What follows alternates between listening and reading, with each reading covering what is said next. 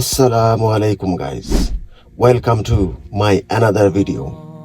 এই ভিডিওতে একটি সুন্দর উপমা দিচ্ছি।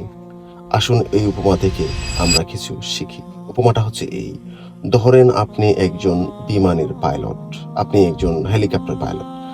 আপনি যে কোম্পানিতে জব করেন ওই কোম্পানির এভিয়েশন সেন্টারে দেখলেন সুন্দর একটা হেলিকপ্টার পড়ে আছে। আপনার মন চাইলো আপনি হেলিকপ্টারটা চালাবেন।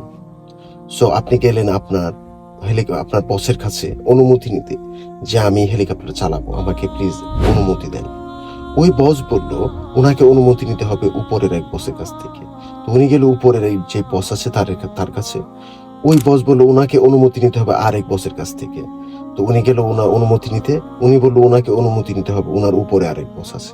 তো এইভাবে যদি অনুমতি নেওয়ার জন্য চলতেই থাকে, অনুমতি নেওয়ার যে প্রক্রিয়া, এবং কেউ নিজে নিজে অনুমতি না নেওয়া পর্যন্ত অনুমতি দিতে পারবে না, তাহলে আপনি কি মনে করেন কখনো আপনি হেলিকপ্টার চালাতে পারবেন?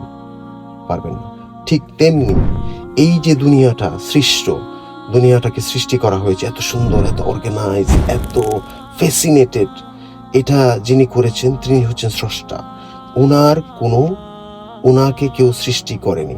যে এরকম প্রশ্ন আমরা করি যে স্রষ্টাকে কে সৃষ্টি করেছেন, অ্যাকচুয়ালি স্রষ্টাকে as soon as আপনি বলবেন সৃষ্টি করা হয়েছে, তাহলে সে স্রষ্টা নয়। সো আল্লাহ তাআলা যিনি হচ্ছেন এই দুনিয়ার স্রষ্টা, আপনাকে বানিয়েছেন, আমাকে বানিয়েছেন, আপনাকে এত সুন্দর ডিজাইন করেছেন, এত অর্গানাইজ করেছেন, উনাকে কেউ সৃষ্টি করেনি। উনি হচ্ছেন সবসময় ছিলেন, সবসময় আছেন। ওনাকে কারো কাছ থেকে অনুমতি নিতে হবে না। যদি অনুমতি নিতে হয় তাহলে উনি স্রষ্টা হতে পারবেন না। সো আল্লাহ তাআলা কোরআনে বলেছেন যে আল্লাহ তাআলার কোনো কাজের জন্য ওনাকে অনুমতি নিতে হয় না। উনি নিজের কাজ নিজে করেন, কারো কাছ থেকে কোনো পারমিশন লাগে না। সো এইভাবে আমি বুঝতে পারলাম যে আসলে স্রষ্টার কোনো সৃষ্টি নেই, উনি সবসময় ছিলেন। আর এটা যদি না হয় তাহলে এই দুনিয়া কি এমনিতে চলে এসেছে? ভালো থাকবেন। আসসালামু আলাইকুম।